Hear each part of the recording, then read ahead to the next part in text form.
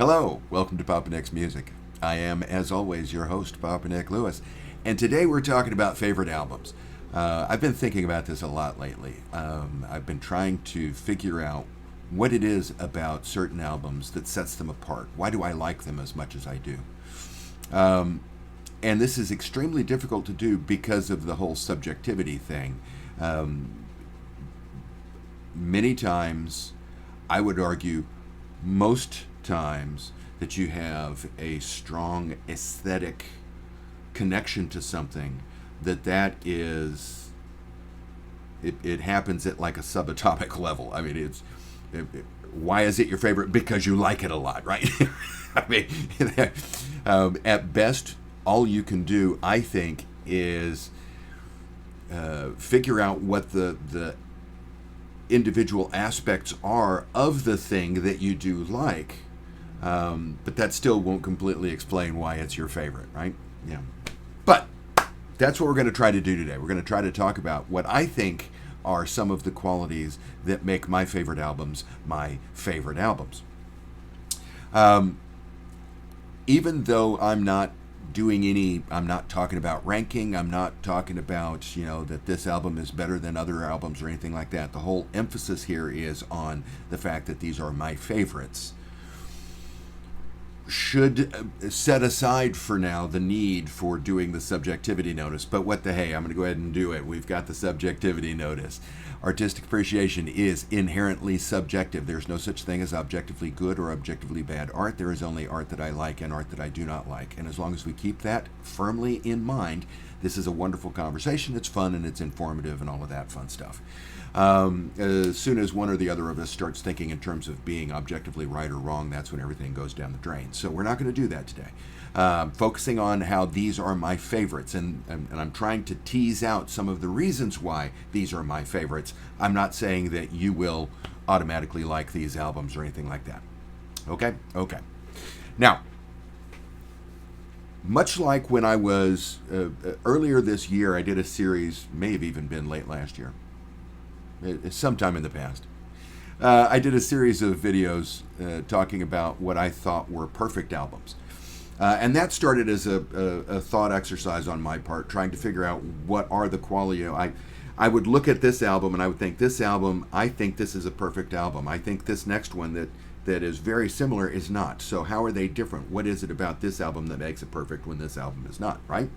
And that's how I generated my 4 criteria for a perfect album. If you're curious about that, go back, check out one of those perfect album videos. Today, I've found what I think are 5 elements that make an album, I was about to say that make an album perfect. 5 elements that make an album one of my favorite albums, okay? I don't necessarily think that a given album has to have all of these, but as I look at my list, as I think about the albums that I think of as my favorite albums, I notice that these things crop up. So, and the first is the obvious one, I think. It's not an original observation on my part. A lot of people have said that it's kind of amazing when you think about it, how the best music ever recorded is the music that was out and popular when you were in your teens. There's something about being young and listening to music that allows music to imprint in such a way that becomes the standard by which everything else later on is measured. I think the music of the 60s and 70s is far superior to anything before or after. People who grew up in the 90s think that the 90s music of the 90s is far superior to anything before or after, right? We always think the music of our youth is strong music, and that's because it's imprinted, because we listened to it, and it's not just nostalgia, it's that music imprinted, okay? That became a working definition for us in terms of what music is. And when I think about something that is imprinted in memory, I think about one of my favorite albums, and that is Out of the Blue by ELO. I love this album. It's one of my favorite albums. And largely, it is one of my favorite albums because I have told this story before. I've told this story twice. I've got a video where I rank the albums of Kiss, the makeup years, the original makeup years, and I've got an ELO album ranking video, and I told this story in both of those videos, and I'm telling it again today. I'm getting my mileage out of this anecdote. When I was in high school, the summer between my sophomore and junior years in high school, my parents were living overseas at that time. My brother and I were living with family in the States, and so during the summer vacation between those two school years, we went off to Nigeria to spend the summer with my parents. And my brother, for reasons that I will never understand, decided at almost, the last minute. We were packing up our stuff, getting ready to go when he made this decision. He decided that we should only take music if we had multiple copies of it, because he was afraid that anything that we had could be seized by customs and that we wouldn't be able to bring our music home. And so we took albums if we had multiple copies of them. And the two albums in that small selection, I don't remember exactly how many we took, but I'd be surprised if it was more than 5 albums. And two of those albums, one of them was Out of the Blue, the other one was Love Gun by Kiss. And those were the two that we liked the most. So those were the two that we listened to. And we listened to those two albums pretty much nonstop all summer long. At the end of the summer, I was effectively burned out on Love Gun. To this day, it's one of my least favorite Kiss albums, even though I used to like it a lot when I was young. I can't take Love Gun anymore. But this came out of that summer intact in terms of what I thought of it. Right? Every once in a while, I would hear people complain about how a song is it's a decent song, but it's been overplayed. And I always think of that summer. Overplay is not necessarily a bad thing. If overplay were synonymous with burnout, I would have burned out on this too. Sometimes when you play something a lot, it's because you really, really like it, and the more you play it, the more you like it. And that's what happened here. This thing imprinted into my DNA because of that summer. And I firmly believe that's why it's one of my favorite albums. I can't really point to anything about this album that sets it apart from, say, New World Record or, I was about to say Discovery, but yeah, Discovery, I can set Discovery apart. The song, it's all Jeff Lynne's songwriting. The performances are roughly, but this album has a place in my heart that New World Record doesn't, because it's a favorite album. New World Record is just a really, really good album. New World Record's not one of my favorites. Favorite quality number 1, it's imprinted in your memory. Second quality when it comes to my favorite albums. And I've struggled with how to say this, and I finally decided on the label Sonic Richness. There's something about my favorite albums. They very often have a lot of stuff going on. It's true of Out of the Blue. Out of the Blue has one of the songs in here, for example, it happens more than once, but the example that springs to mind is the song Jungle, which has a lot of sound effect kind of stuff going on in the background. And I like that. I like having a lot of stuff going on in addition to the music. But my poster children, I've got 2 of them here, for Sonic Richness are Pink Floyd's Masterworks. There we go. Dark Side of the Moon, Wish You Were Here. Both of these are among my favorite albums. I adore both of these albums. And I couldn't decide which one to pick because I could have made the same point. So I decided I'm going to go ahead and talk about both of them, right? In Dark Side of the Moon, we've got On the Run, right? Which, musically, not a whole lot going on in there. Wish You Were Here, we've got all of the machine whirring and whooshing and all of that sort of stuff wrapped around Welcome to the Machine. I love that kind of stuff. I love when and it's not just that I like albums with sound effects. No, I like albums that have a lot of sonic richness. I like albums that play with sound, that realize if you are making music, you're not limited to the sounds that emerge from your guitar strings or from your vocal cords or from your piano keys or from your drum heads or whatever. You've got a lot of things that you can use. There is a vast palette of sounds you can choose from, and I really like music that does that. Music that is sonically rich. So, quality number 2, sonic richness, Pink Floyd. Quality number 3. My favorite music. This quality is a quality, I think, that is consistent. Of these 5, it's the one that is the most likely to be, I think, a reason why it's my favorite album. It cropped up here, there's no particular order to these 5. This is just where it came as I was writing up my notes. I like music that is evocative. I like music I like music that evokes sense impressions, that triggers memory, but not in the sense of, ooh, I listened to this and I'm taken back to when I first heard it. That's not the kind of thing I'm talking about. What I'm talking about is I listen to a certain piece of music and there is something about the voicing of the chord. There's something about the juxtaposition of these two chords. Whatever, there's something in there that creates in me an emotional sensory response.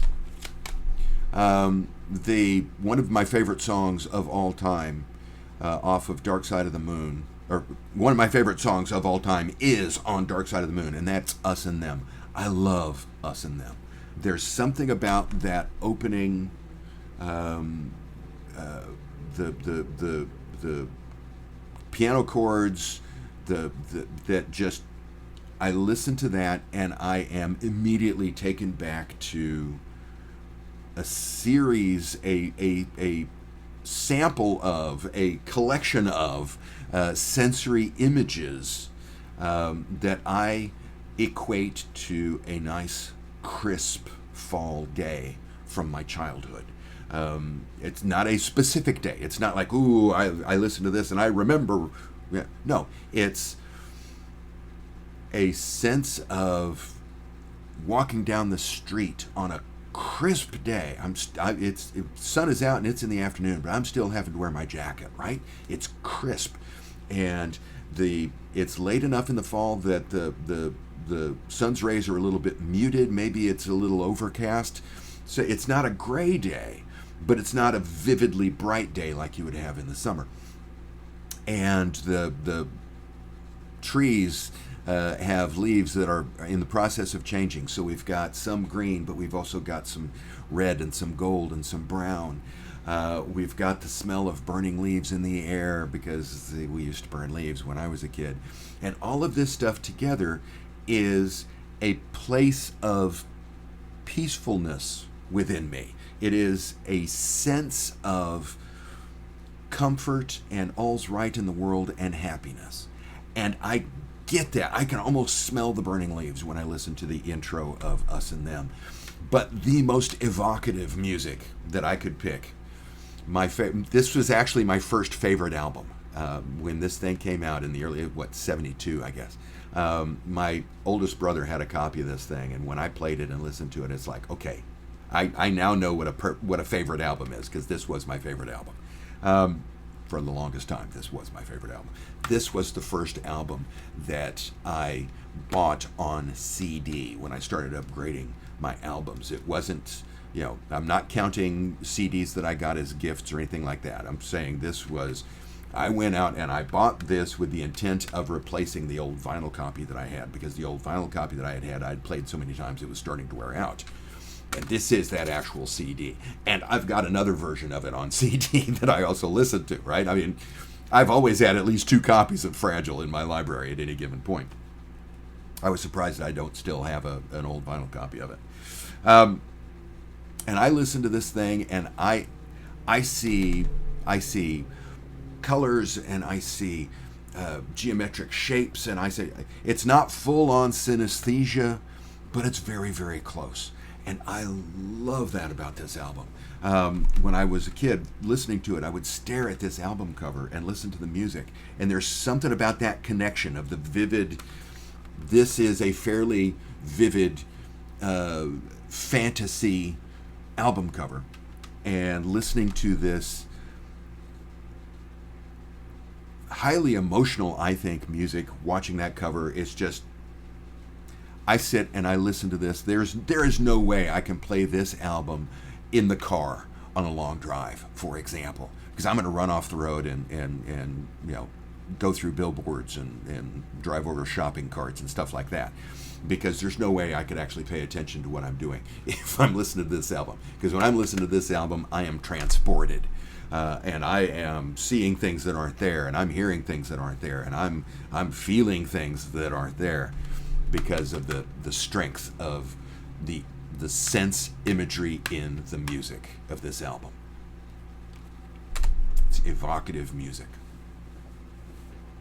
Now, these last two I think are pretty pedestrian, but they're still pretty important.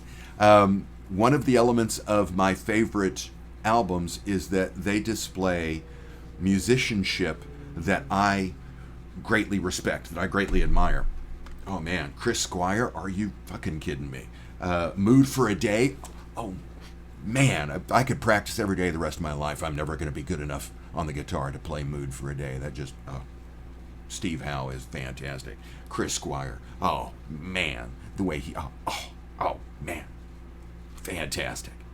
But when it comes to musicianship, my example that I'm pulling out is one of my favorite jazz albums, which is Gets Gilberto, from, I don't remember when this was, I want to say it's 62?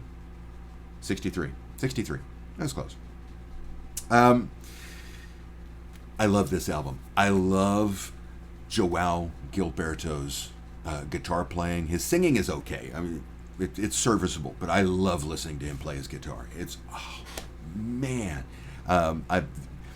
there are a few guitarists that I can listen to that make me wish that I could stop biting my nails long enough to grow my nails long enough to actually play fingerstyle, finger picking. Joao Gilberto is one of them. I love listening to him play. I love Stan Getz's saxophone. Yeah, his tone is breathier than it should be, but that breathiness makes it emotionally much more expressive. I could listen to Stan Getz play saxophone all day long. And Tom Jobim is a wonderful pianist, not to mention composer, because he wrote the bulk of this album. I love bossa nova music. I love Tom Jobim. I love Joao Gilberto. I love Stan Getz, and I love Gets Gilberto. This is something that I listen to, and I'm just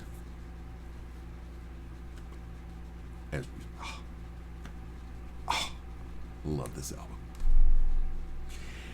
In addition to sterling musicianship, one of the things I'm looking for in a favorite album, or one of the things that I think most of my favorites have, is songwriting that connects, specifically lyrics that I can connect to. Music and lyrics. And for lyrics, I'm picking out John Mellencamp's Big Daddy, one of my favorite albums. I love this album. I love John Mellencamp as a songwriter. He has a very good grasp of how important tiny little seemingly unimportant details are. He has the knack for what I call, or what most people call, I have not coined this phrase, but he has a knack for telling detail. Excuse me. He's not just giving us specifics, he's giving us specifics that carry weight beyond being that specific, right? It's a specific detail, it's a specific image, it's a specific phrase, but it also brings more character in, for lack of a better word. We've got a couple of examples that I've just picked out in the few minutes before, as I was setting up, getting ready to do this, from Big Daddy. One of the songs, one of my favorite songs that he's written, it's called Martha Say. The first verse, Martha says she don't need no stinking man making no decisions for her. She don't need his money. She don't need him between the sheets. She ain't gonna sleep on the edge of the bed for no stinking man. Now, I love that last line. She ain't gonna sleep on the edge of the bed for no stinking man. We all know that feeling, right? You're sharing a bed with somebody. They're taking up more space than they should, and you are, it's like you have dreams all night long of things like teetering off the edge of a cliff, or falling off of a wall or something like that. That sense of, okay, right? Well, she ain't gonna do that. She ain't gonna sleep on the edge of the bed for no stinking man. She is not going to give up any of her autonomy. She's not literally going to give up any of her space just to accommodate a romantic relationship. Oh, man, that is a telling detail. There's another song on here called Theo and Weird Henry about these two characters in a small town. They're different, they're unusual, but they're very good friends. They've bonded with each other, and it's them against the world kind of a thing. And there's one reference in one of these verses to how they would be throwing pop bottles against the wall just to get some attention. And that is a nice... It's a vivid image, throwing pop bottles against the wall. You can almost hear that. You can hear the slap crash, right? That when an old-fashioned pop bottle hits the wall and breaks, it doesn't just tinkle, right? It explodes. And so you've got a very sudden, abrupt whump kind of sound, followed by then the cascade of glass. And so it works really well as an auditory image. As a visual image, I can see these guys throwing those pop bottles against the wall. It's also, though, a telling detail about these guys, right? Pop bottles. These. When I was a boy. When I was a kid, when Theo and Weird Henry were doing this kind of stuff, was when John Mellencamp was a kid, because that's what he's singing about. He's singing about his own youth. I don't know if this is autobiographical or anything like that, but he's pulling the images from his own experience, I'm assuming, because I recognize them. And when I was a kid, pop bottles, or Coke bottles as I would call them, were not just empty bottles. They were revenue, right?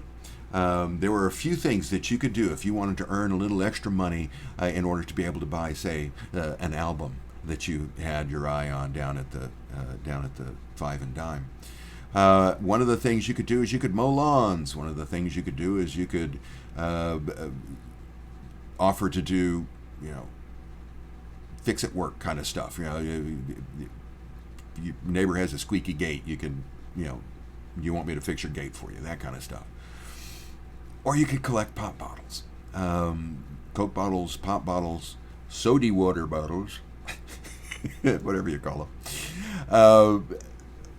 You could get money for those things. They were deposit, right? I mean, many stores, when you bought a bottled soft drink, if you had an empty to swap out, they would cost less because you weren't paying for the bottle. You were just paying for the contents. And you could do that. You could go around. You could get on your bike and you could go around town. You could go through trash cans behind stores looking for empty Coke bottles, and you could take those in and you could get money for them.